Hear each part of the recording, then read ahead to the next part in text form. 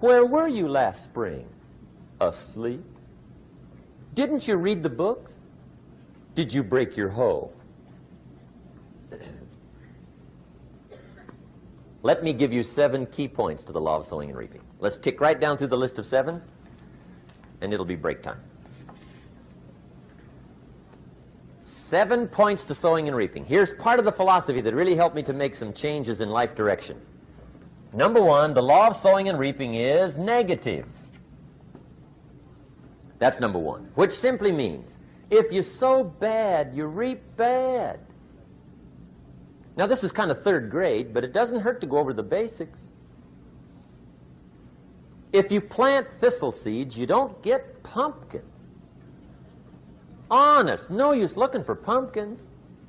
John says, how come no pumpkins? Come on, John. The law's negative. That's how come. Now, here's number 2. The law's positive,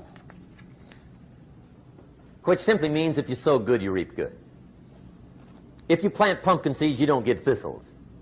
Not from pumpkin seeds. Mother Nature won't pull tricks on you over in the corner snickering and pushing new thistles and you planting pumpkin seeds. She won't do that. You will get pumpkins from pumpkin seeds, and the reason is because the law is positive. Now, here's number 3. I got excited when I found out the full dimension of this.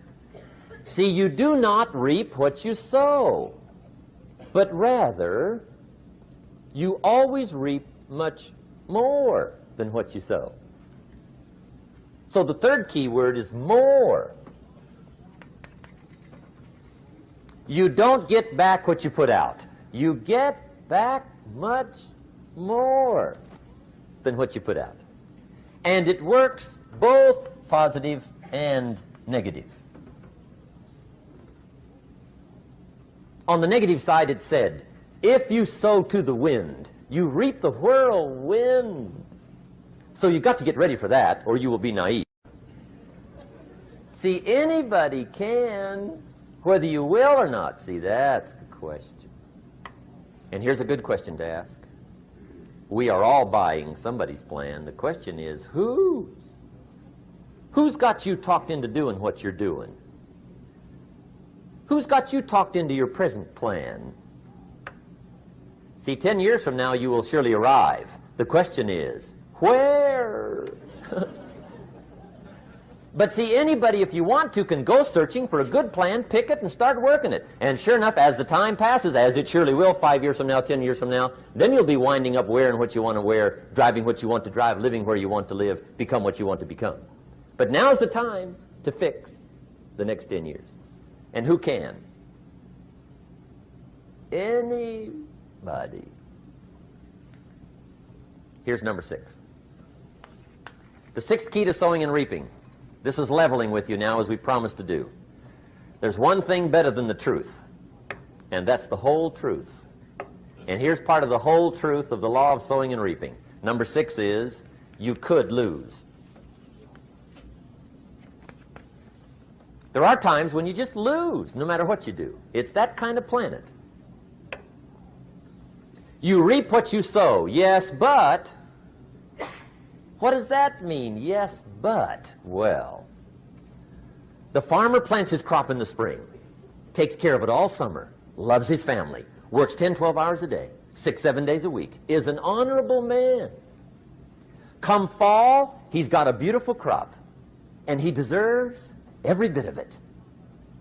But the day before he sends the combines into the field, a hailstorm comes along and beats it all in the ground, which means you lose. Somebody says, well, what did he do wrong? Answer, nothing. It's just that kind of planet. Sometimes it's going to hail on your crop and rain on your parade, so you got to get ready for that or you will be naive. That's just part of the life arrangement. And don't press me why. I was not in on some of the original decisions here, so I don't know how it got set up. But there's just times, sometimes you lose. That's part of life. But now here's number 7. The 7th key to sowing and reaping. And it goes like this. It's just another way to quote the same law. And it goes like this. If you don't sow, that's just another way to quote the law. If you don't sow, what? You don't reap. You don't even have a chance. So if you looked at your game plan tomorrow, you might come to the quick conclusion, I got to get some sowing going. How true. Get you some sowing going. And remember, you've got plenty of time. You've got all the time there is. Some people spend enough TV time to make a fortune. The latest article on television watching in this country, according to the latest article, the average television is on in this country in every household 7 hours a day, called the Big Seven. I asked a guy one time what his TV cost. He said about $450. I said, you forgot to look at the price tag. He said, what do you mean? I knew he was a TV watcher. I said, that television costs you, in my opinion, at least $12,000 a year. To watch it, not to own it. Owning it's cheap. Watching it is what's expensive. And I said, hey, $12,000 a year is too much to pay to watch TV. That's too much. Pay a little, but not $12,000. And he's the guy that said, I hope pay TV never comes.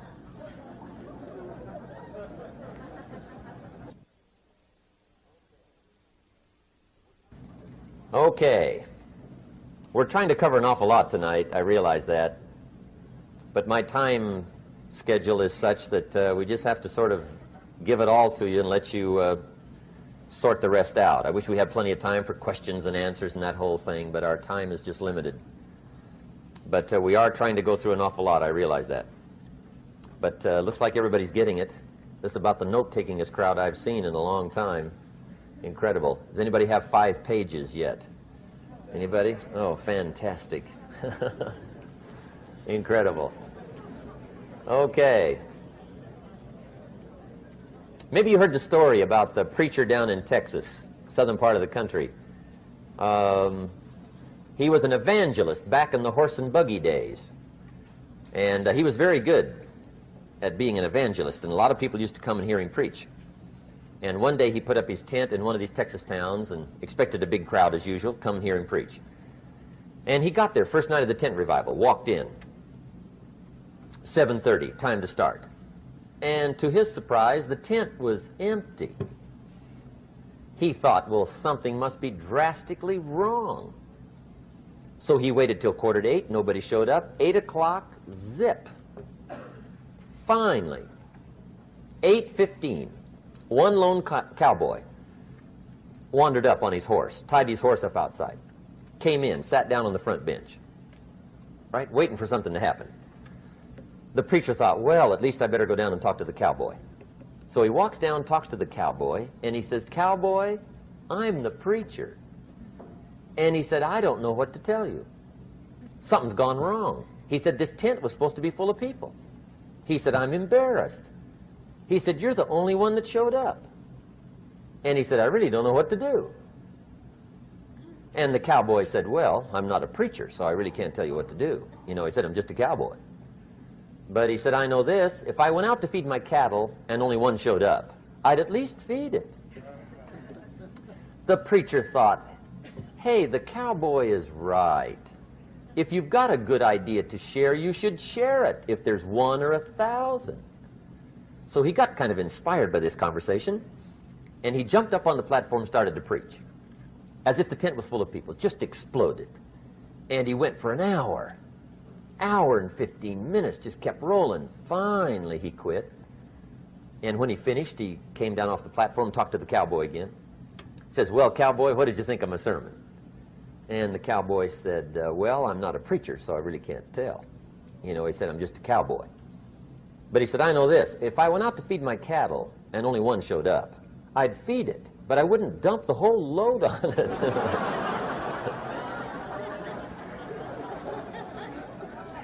So anyway, if it seems like we're dumping the whole load tonight, I guess we are, but gosh, everybody's doing well. I'm having a good time. I appreciate the response here tonight. Okay, the next subject is setting goals. Let me show you what turned my life every way but loose. Mr. Schoaf dropped this idea on me, changed me completely. Setting goals. Here's what can easily happen if you don't set goals. It's easy to let life deteriorate into making a living instead of designing a life. And we all have a choice: make a living or design a life. It's easy to get trapped by economic necessity and settle for existence rather than substance. That's easy. But the best advice I can give you on how to break out of that trap is to learn how to set goals. Mr. Schoaf put it to me this way. He said, Jim, if you had enough reasons, you could do the most incredible things. I never forgot how he put that. If you have enough reasons. See, reasons will change your whole life. Mr. Schoaf said to me, he said, Mr. Rohn, I think you've got plenty of intelligence, you've got plenty of talent, you've got plenty of ability. Probably what you lack is plenty of reasons. He said, I don't think your current bank balance is a true indication of your level of intelligence. I was happy to hear that. He said, I think you're much smarter than your present bank balance indicates. And that turned out to be true. I was much smarter. But of course my first question was, well then why isn't it bigger? And he said, you don't have enough reasons. You've got enough intelligence, but not enough reasons. So see, reasons can change your life. Here's what else I found out. Reasons come first, answers come second. You don't get the answers to do well till you get the reasons. Life has a mysterious way of hanging on to all the answers and only gives them up to the people that are inspired by reasons. So reasons make the difference in how your life works out. Now, what are some of the reasons for doing well? Let's go through a quick list called Reasons for Doing Well. First is personal reasons. Some people do well for recognition. Some people do well for respect. Some people do well for the way it makes them feel. They love the feeling of being a winner. Those are good reasons. I have some millionaire friends that keep working 10, 12 hours a day, making more millions. And it's not because they need the money. It's because they need the joy and the satisfaction and the pleasure that comes from being a constant winner. And see, it's not just the money anyway. It's the journey, not the money. Once in a while somebody says to me, boy, if I had $1 million, I'd never work another day in my life. That's probably why the good Lord sees to it they don't get their million, right? They'd quit. They'd quit. Okay. Next is family reasons. Some people do extremely well for other people, and that's powerful. Human beings can greatly affect each other. Sometimes we will do things for somebody else we will not do for ourselves. We're made that way. I met a man one time who said, Mr. Rohn, to do all the things I want to do with my family around the world, he said, I got to have at least $250,000 a year. I thought, incredible. Could a guy's family affect him that much? And the answer is, of course. How fortunate are the people that find themselves greatly affected by somebody for personal achievement. And we are affected. The writer of a recent song said, if not for you, the winter would hold no spring, couldn't hear a robin sing. I just wouldn't have a clue if not for you. so we can be affected. That might be one of the most stimulating reasons to do well, finding somebody. When Andrew Carnegie died, the wee little Scotsman that built the big steel industry, when he died, they opened up his desk, and in one of the desk drawers, they found a slip of paper. On that piece of paper, Mr. Carnegie had written his goal for his life, and he wrote it when he was in his 20s. And on that piece of paper, it said, I'm going to spend the first half of my life accumulating money. I'm going to spend the last half of my life giving it all away. What a goal. He got so inspired by that goal that the first half of his life, he accumulated $450 million. And the last half of his life, he gave it all away. Good question tonight. What's got you turned on? What's got you bombed out of sight to get up early and stay up late and hit it all day? Next question. What's got you turned off? When I found the answers to those two questions, my life exploded into change. I finally found out what had me turned off, and I got that cured. And then I got me a long enough list of reasons to turn me on. And once the lights went on for me, age 25, they've never gone out. I've fallen out of the sky a few times, but I've never lost that drive to make something unique out of my life. See, reasons altered my whole life. Now, there's another list of reasons called nitty-gritty. Hard little reasons. Sometimes those little reasons are the most powerful reasons that can change your life.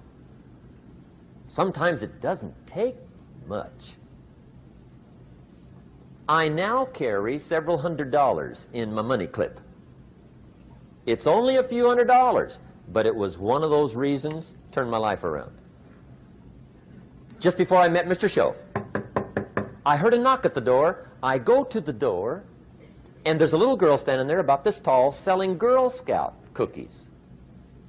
And she gave me one of the finest sales presentations I've ever heard. Special deal, several flavors, this whole package of stuff, $2. And with a big smile, she very politely asked me to buy. And I wanted to. Big problem. I'm broke. I don't have $2. And to this day, I can remember the pain and the embarrassment. I'm a father, I'm a husband, I've been to college, I'm working, I'm 25, I don't have $2. And I didn't want to tell her that for some reason. So I did what I thought was next best. I lied to her. I said, hey, look, I've already bought lots of Girl Scout cookies.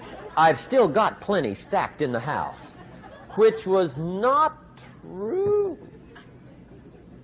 But it seemed to get me off the hook for the moment. She said, well, gosh, that's wonderful. Thank you very much. And she went away. When she left, I closed the door, and that was the day I said to myself, I don't want to live like this anymore. I've had it with lying, and I've had it with being broke. I'm never going to let this happen to me ever again. I promised that day I would work as hard as possible and would always carry plenty. It took me a little while, but now I do. It was one of those reasons. And I guess I carry plenty for two reasons. One is the way it makes me feel, but also in case I bump into another Girl Scout selling cookies. Right? I'm ready.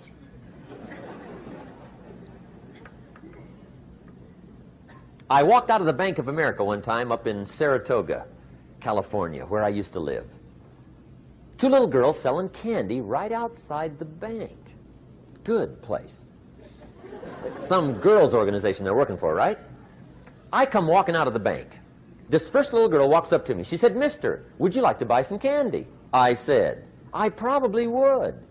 What kind is it? She said, it's almond roca. I said, my gosh, that's my favorite. She said, wonderful. I said, how much is it? She said, it's just $2. I thought, incredible. I said, how many boxes of that candy have you got? She said, 5. And her little friend was standing there. She was selling candy too. I said, how many boxes have you got? She said, I've got 4. I said, that's 9. I'll take them all. They said, really?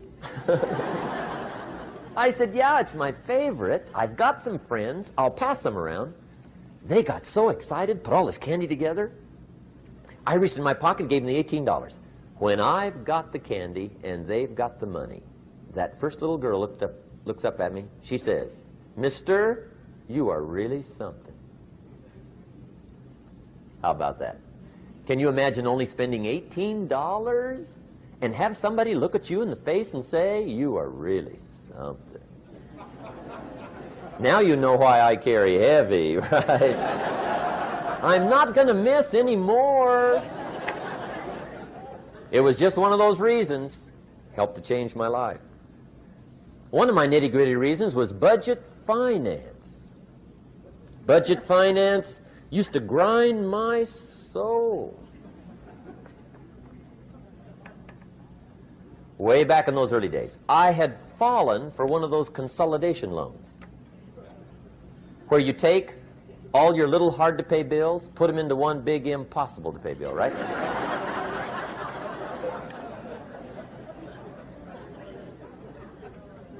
I would get 4 or 5 payments behind. This one guy used to call me day and night. I don't think they're allowed to do that anymore. Harassed me. Threatened to run me in front of the judge. Threatened to ruin my credit. Threatened to embarrass my family. One day he said, we're going to come get your car, drag it rear end up down the street in front of your neighbors. The guy even called me a flake. And back in those days, I'm broke, I'm pitiful, there's nothing I can do about it. But I never forgot how the guy treated me. And when I met Mr. Schoaf, and I got my life straightened out, and the money started to flow, that was one of my first projects, budget finance. I poured it on day and night. I finally put all the money together I owed him, which was considerable. I picked a day for the payoff. And when the payoff day came, I put the money in small bills in a big briefcase. And I walked into the budget finance office on Wilshire Boulevard in Los Angeles. The guy who harassed me so often, his desk was about 3 back. I walked right up to his desk, startled him. He wondered what I was doing there. It was the first time I'd been there since I'd borrowed the money, right? Without saying a word, I opened up this briefcase, dumped this pile of money all over his desk. I said, count it. It's all there. I will never be back. And I turned around and stormed out. Now, that might not be noble, but if you haven't tried it, you've got to one time.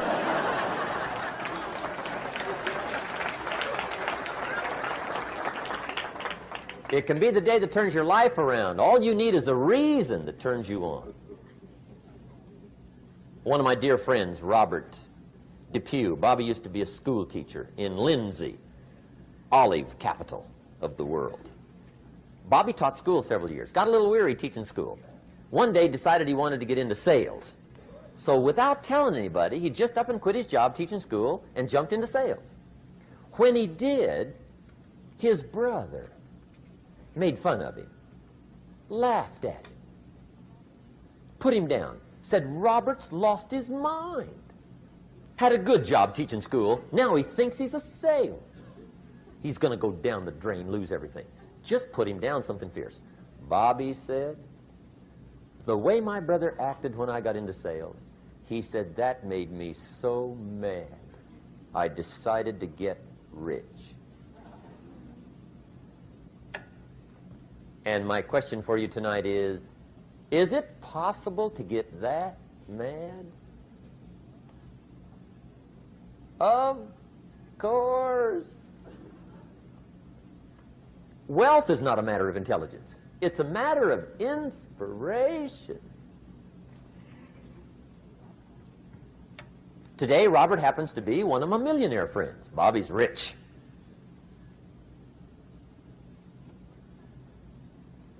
Frank Sinatra said one time, the best revenge is massive success.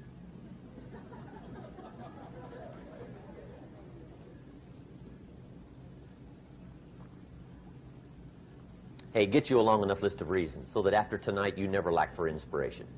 You might not have all the answers right away, but you can get the answers if you can get the reasons. Now, let me give you a little simple formula for goal setting. Okay? We take 2.5 hours on the weekend for the whole 10-year plan. We don't have time for that tonight. But let me get you started with a little simple formula Mr. Schoaf gave me.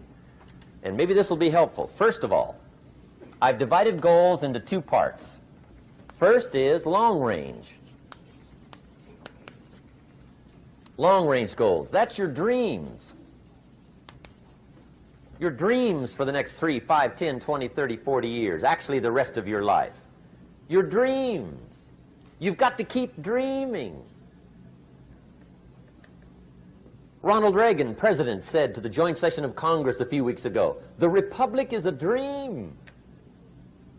And if we don't keep dreaming, we will lose the Republic. Your better future is a dream for yourself and for your family. Where do you want to go? What do you want to do? What do you want to be? What do you want to see? You've got to dream dreams. There's a Bible phrase that says, without dreams and visions, people perish. You've got to have something to go for that inspires the heart and the soul. Dreams. From the children of Sanchez, it says, take the crumbs from starving soldiers, they won't die. Take the bread from hungry children, they won't cry. But without dreams, we all will die. You've got to dream.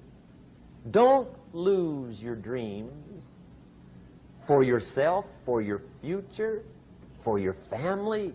The dreams of love and enterprise and travel and doing things, becoming something unique on your journey here.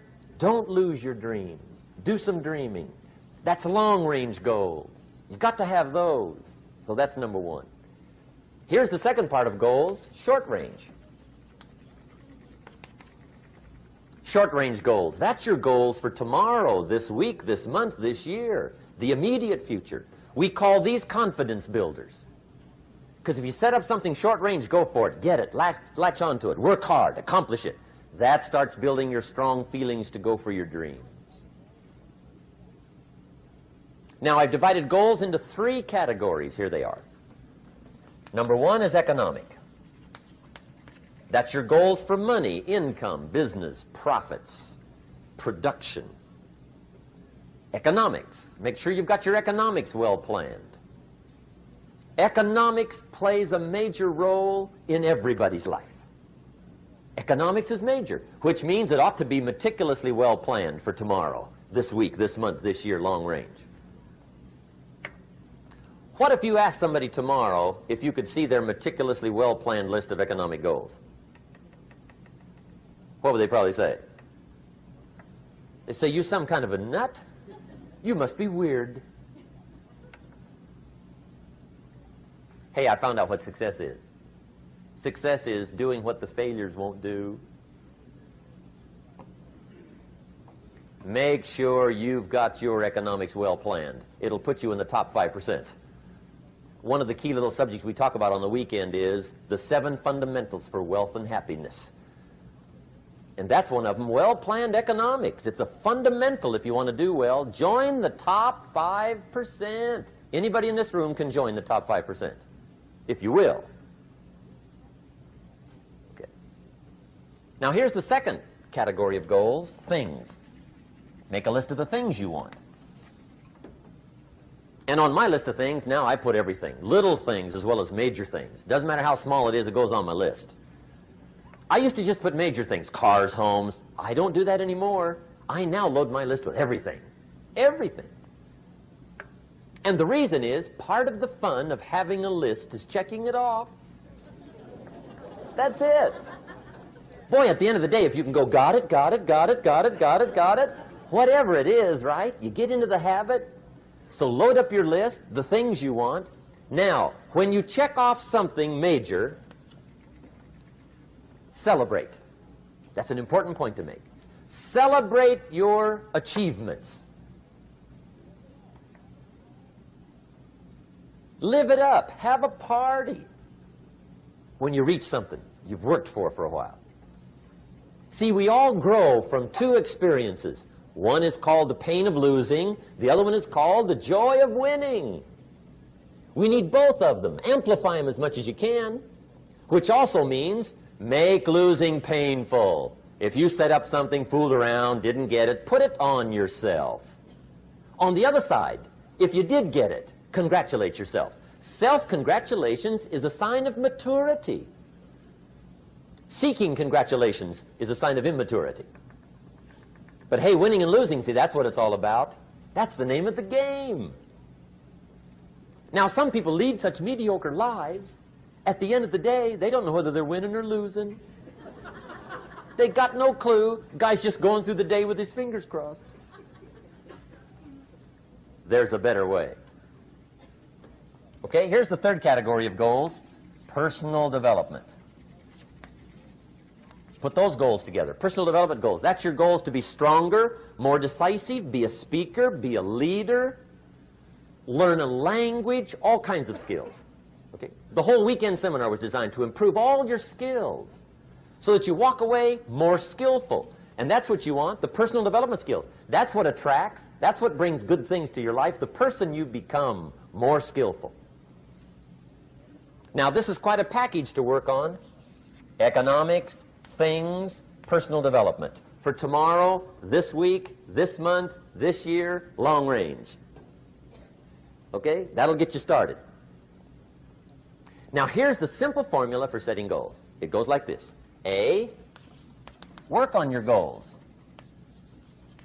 That's step one. Work on them. And I put the word work there deliberately. Setting goals is plain hard work. I don't want to kid you. We haven't come here tonight to kid each other. It's work. I know it's work. That's why a lot of people just let it slide. It's work. Many people work hard on their job, but they don't work hard on their future. They just let that slide. And the work involved is making plans. I know most people don't. I understand that, but don't let that be you. Guy says, well, yeah, you work where I work, but the time you struggle home, it's late. You got to eat a bite of supper, watch a little TV, get to bed. You can't sit up half the night. Plan, plan, plan. And the guy's behind. Good worker, hard worker, sincere. But you got to be better than sincere, working hard. You got to be better than a good worker. You got to be a good planner. Somebody once wisely said, the people who fail to plan are planning to fail. Well said. So work on your goals. Here's step two. Write your goals down. That's so important. I teach my staff around the world, put your goals in your journal. Because one of the major people you want to study is yourself. Say, here's the list of goals I put together 3 weeks ago. Here's the list of goals I put together 2 years ago. Here's some of the changes I made, rearrangement of my priorities. I scratched these off. I put these on. I've gotten these. Study your accomplishments. Study what your desires are. Put them on paper. Write them down. Here's another reason for writing your goals down. It shows you're serious about doing better. And to do better, you got to get serious. You don't have to be grim, but you must be serious. Everybody hopes things will get better. Everybody hopes. Poor people hope. That ought to tell you something. It means the future does not get better by hope. It gets better by plan. I used to have the affliction called passive hope. It's an affliction. It's bad. Probably what's even worse than that is happy hope. Now that is really bad. That's bad. Happy hope. The guy's 50 and he's broke and he's still smiling. See, that's not good. So get serious about your goals. Put them on paper. Write them down. There's all kinds. His goals, her goals, their goals. Business goals, financial independence goals, family goals. I mean, there's so many things to work on this that if you don't get busy and work on it, sure enough, the time will pass. And sure enough, 5 years from now, you'll wind up where you don't want to be, wearing what you don't want to wear, driving what you don't want to drive, being what you don't want to be. Now's the time to fix it. Now, here's the third step to your goals. Check the size of your goals and the kinds of goals. How big they are, what kind they are, affects you. And here's one of the important phrases of the evening. Your goals are affecting you, whatever they are. Your goals affect your handshake. Your goals affect your attitude, personality. Your goals affect the way you walk, the way you talk, the way you dress. All day long, we're being affected by our goals. Now, some people have goals, but they have such lousy goals. The effect is bad. I asked a guy one time, what are your goals for this month? The guy said, look, if I could just scrape up enough money to pay these lousy bills. That was his goal. I'm not saying it isn't a goal. It's a goal, but it's such a lousy goal, the effect is bad. You don't jump out of bed on Monday morning and say, oh boy, another chance to go out and scrape up the money to pay my lousy bills. See, you don't do that. Usually you say, oh, not another Monday.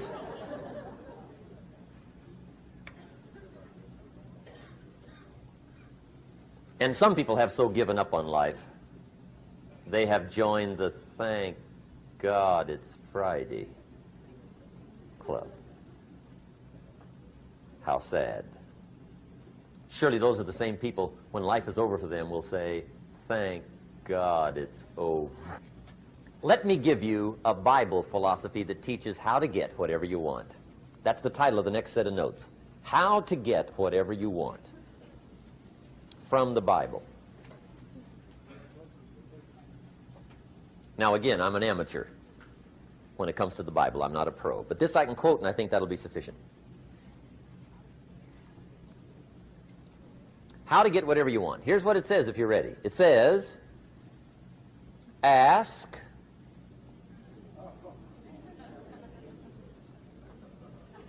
that's it. End of notes.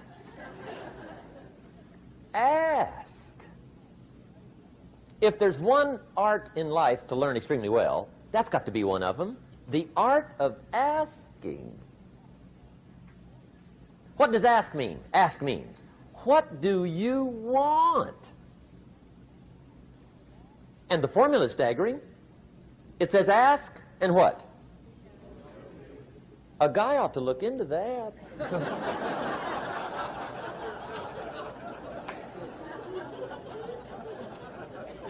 He says, yeah, but you work where I work. By the time you struggle home, it's late.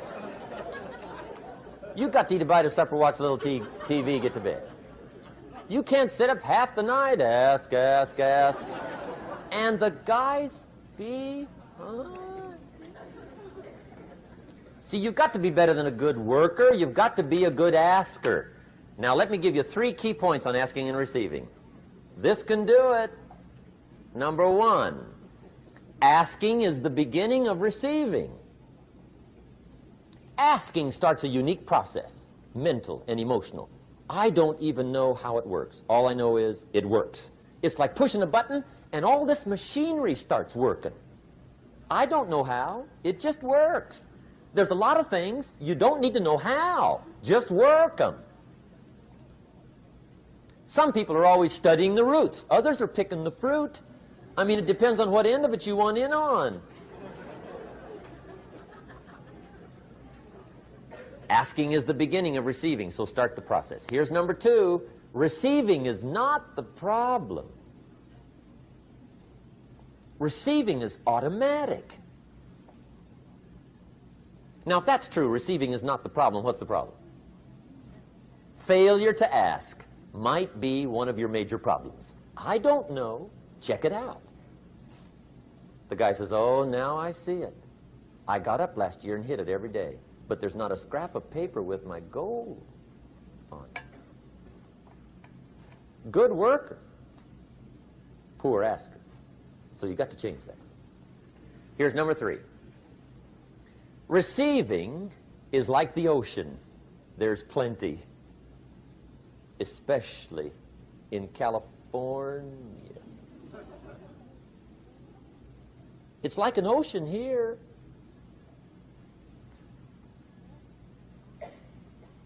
Success is not in short supply. It isn't rationed, and you stepped up to the window and it was all gone. No, no, no. It's like an ocean here. Now, if that's true, what's the problem? Well, some people go to the ocean with a teaspoon. Have you got the picture? See, what you want to do in view of the size of the ocean is trade your teaspoon for at least a bucket, and you'll look better down at the ocean. Kids won't make fun of you, right? Okay. Now, there's 2 ways to ask, and we'll wrap up goal setting. 2 ways. Here's number 1. Ask with intelligence. It didn't say ask intelligently, but I'm sure it meant that. Don't mumble. You don't get anything by mumbling. Be clear. Be specific. Intelligent asking means how wide, how high, how soon, when, what size, what color, how much. Define what you want and describe what you want. That's powerful. In the weekend seminar we teach, goals become like a magnet. They pull you that direction. And the better you describe them, the more they pull. So ask intelligently. Here's number 2. Ask with faith. That's the childish part of the equation. Believe you can get what you want like a child. Not an adult. Adults are too skeptical. So the formula really reads, make plans like an adult and believe in them like a child. And the most incredible things will happen. Just try it for 90 days. Just try it. You can always go back to the old ways. Just try it. Just 90 days, 90 days. Now, here's the last qualifying phrase on goal setting, as we promised to qualify everything. And it simply goes like this. Remember, you won't get everything you want. And we've already studied the reason for that. Simply, sometimes it hails on your crop and rains on your parade. It's that kind of planet. So you won't get everything you want, but if you will work this goal-setting formula, you can get plenty for wealth and happiness. Okay, that's goal setting. We use it around the world. We recommend it. Now, maybe it won't work as well for you as it has for me. I don't know. Maybe not. But what if it did? You got to try. Okay. Here's the last subject, the day that turns your life around. Let me just quickly give you a list of 4 emotions that can change your life in one day. Emotions are powerful. Sometimes it doesn't take much to alter your whole life direction.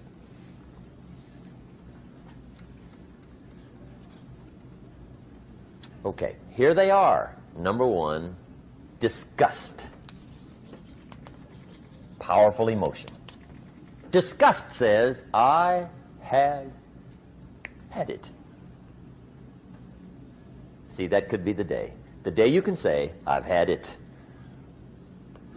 And whether you've had it with something small or something major, the day you can say, I've had it, may not be the day it ends, but the day it begins. That's what I said when that little Girl Scout left my door when I'm 25. I give her the big lie, she leaves, I say, I don't want to live like this anymore. I've had it with lying and being broke. Powerful day. The man's finally had it with mediocrity. He's had it with being a loser. He's finally had it with those awful sick feelings inside, knowing his wife is at the grocery store looking at 2 cans of beans, one marked 37 cents, one marked 39 cents. And the guy sick inside knows his wife's going to buy the 37-cent can, and she doesn't even like the brand. Do you know why she's going to buy the 37-cent can? To save 2 cents. The guy sick inside finally says, I've had it. Being on my knees in the dust looking for pennies, we're not living like this anymore.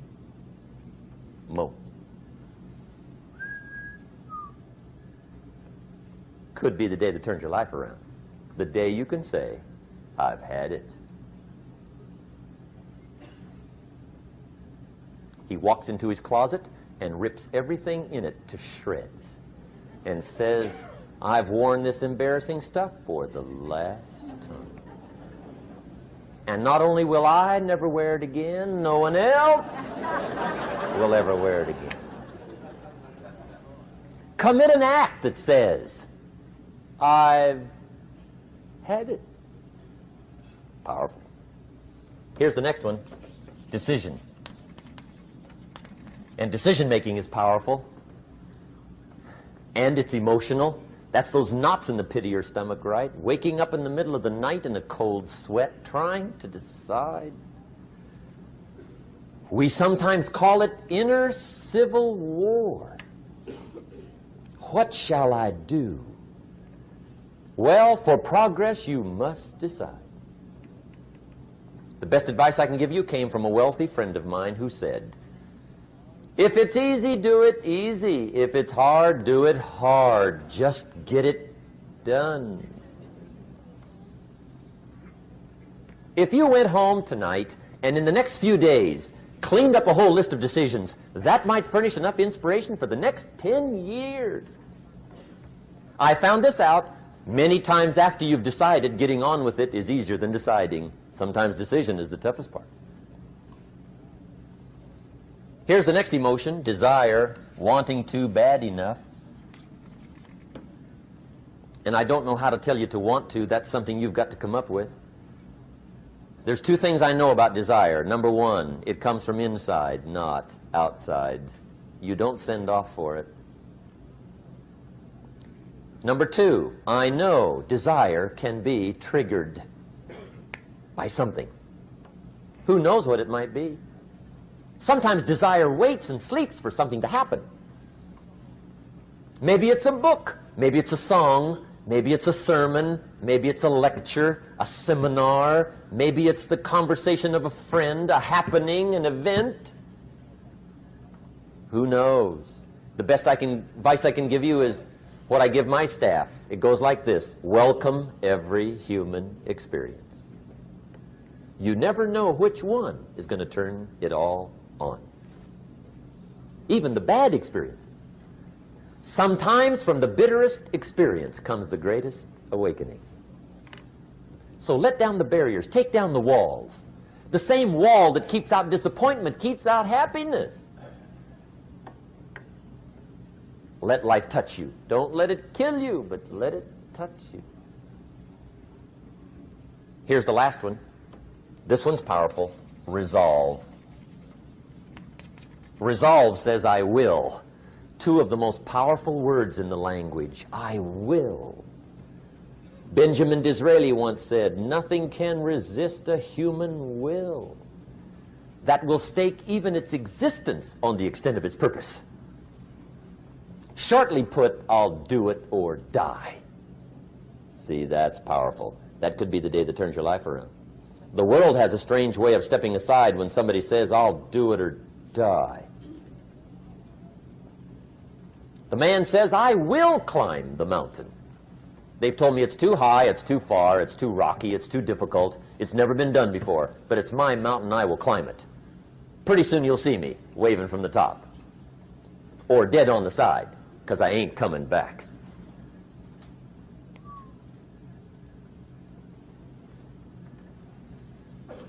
The best definition I ever got from the word resolve came from a little junior high girl in Foster City, California, up north.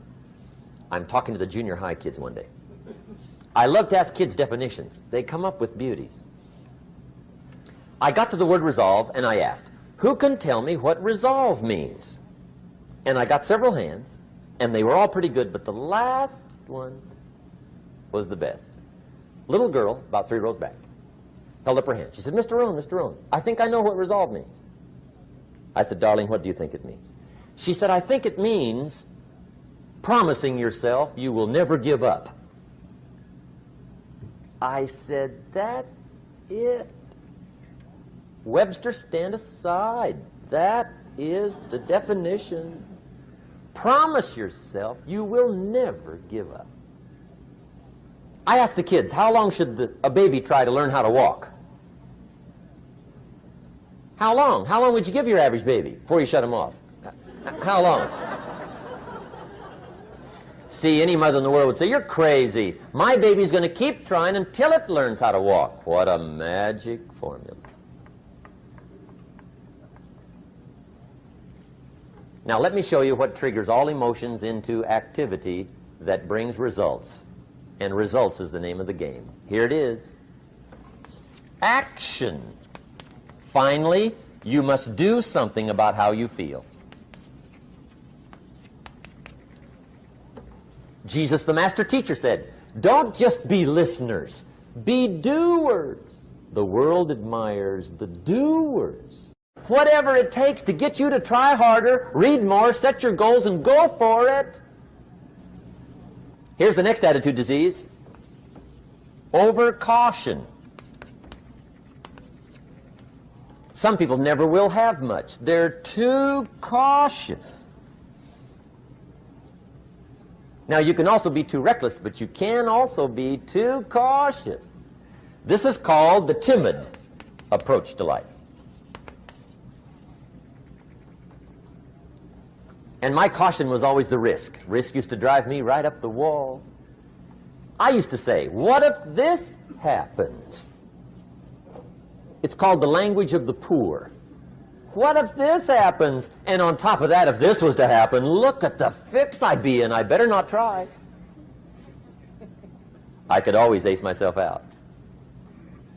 Then I'll tell you what changed my whole life when I finally discovered it's all risky. The minute you were born, it got risky. If you think trying is risky, wait till they hand you the bill for not trying.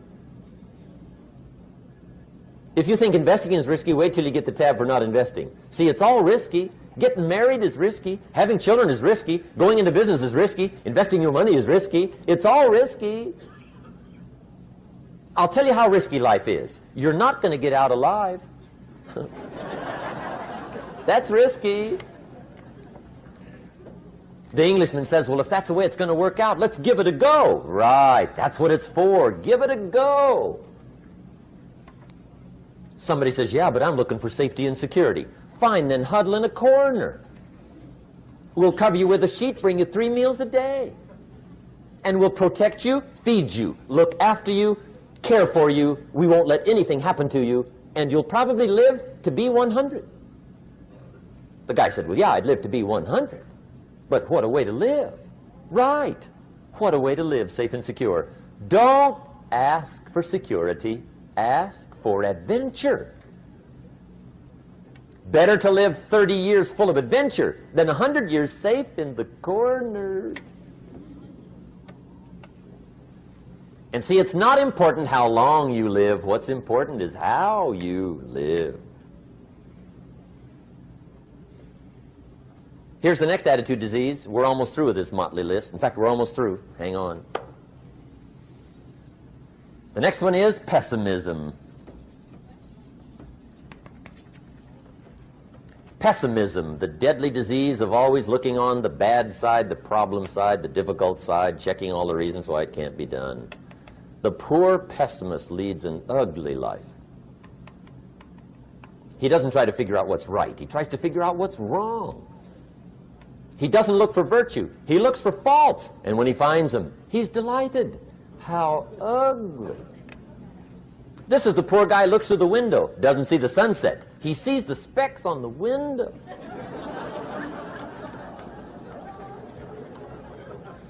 And this is the poor guy, right, who rushes up, takes such leave of his senses. This guy rushes up and he says, I've got 5 good reasons why it won't work. He's so dumb he doesn't know all he needs 1. He's got 5.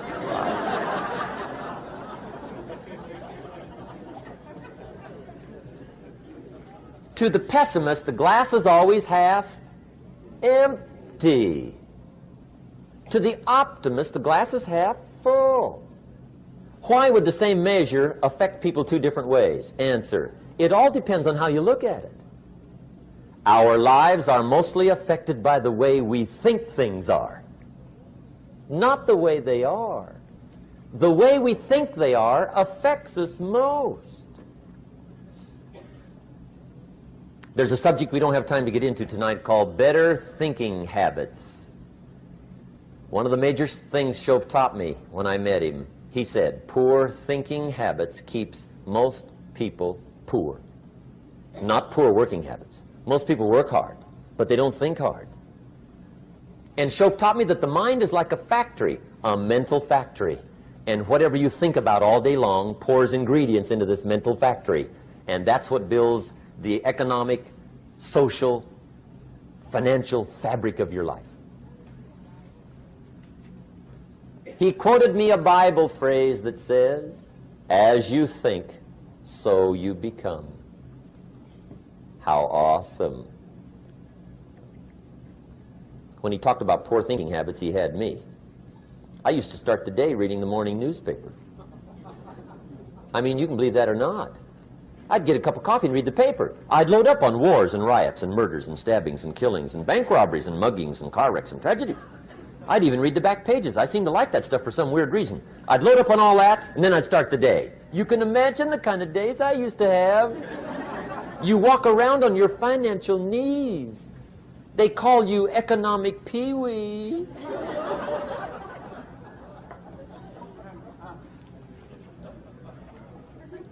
The guy says, I want to be a great leader. Wonderful. The first thing we do is follow him to his house. When we get there, we walk in and check his library, number 1. Somebody says, well, why check his library? The reason is because what a man reads pours massive ingredients into his mental factory, and the fabric of his life is built from those ingredients. You would not believe what some people have got in their house to read. You would not believe. One of the best dressed up words I know for a lot of it is trash. Can you imagine dumping a barrel of trash into this mental factory every day and coming out with a rich, dynamic, positive life? It can't be done. You might as well try making a cake with cement. The kids back in Danbury, Connecticut, high school, they're asking me questions one day. I'm talking to the kids. Kids got good questions these days. One of them said to me, Mr. Rohn, how do you build the good life? I said, it's simple. It's not easy, but it's simple. Here's how you build anything. Select the right ingredients, keep out the wrong ingredients, and it starts with thought. Everything starts with thought. So you must be wise and careful what you think about, because that starts everything. You got to be wise and careful. I asked the kids, what would happen if somebody dropped sugar in my coffee? They said, well, you'd be okay. I said, what if somebody dropped strychnine in my coffee? They said, well, you'd be dead. I said, correct. Lesson 1. Life is both sugar and strychnine. You gotta be careful. I said, what if my worst enemy drops in the sugar? They said, will you be okay? I said, what if my best friend, even by accident, drops in the strychnine? They said, well, you'd be dead. I said, correct. Lesson 2, watch your coffee.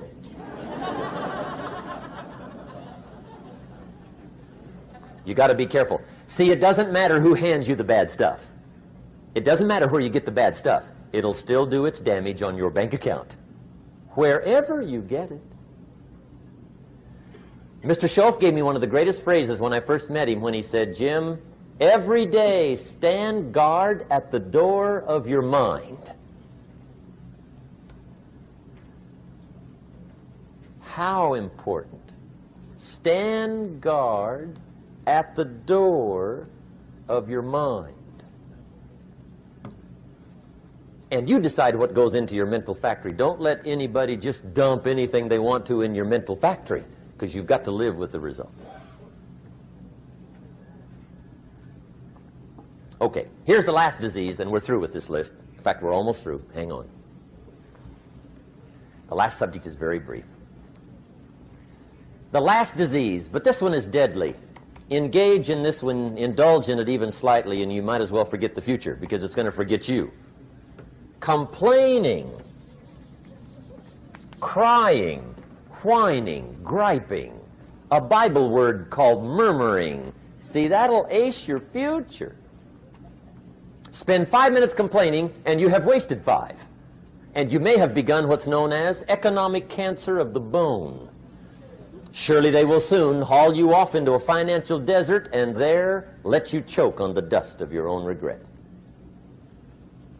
I hope I said that well, so you won't forget. It's a deadly disease. If you don't think it's bad, ask the children of Israel of Old Testament fame. Typical of us all, their story just happened to get in the book. Story says, children of Israel were slaves. God performed a series of dazzling miracles and got them out. And now they're heading for the Promised Land. Remember the story? Heading for the Promised Land. Tragedy of the story, they never got there. Reason. From day one, they started to complain. They griped about the water. They griped about the weather. They whined and cried and griped about the food. They griped about the leadership. They whined and cried because it was too far, too cold, too hot, too difficult, too miserable. I mean, they whined and cried for years. Finally, God said, I've had it, trip canceled. Or something like that. The story says they died in the desert, never got to the Promised Land. Which I think means 2 things. Indulge in this long enough, you get your future canceled. And I guess it also means even God himself can only take so much.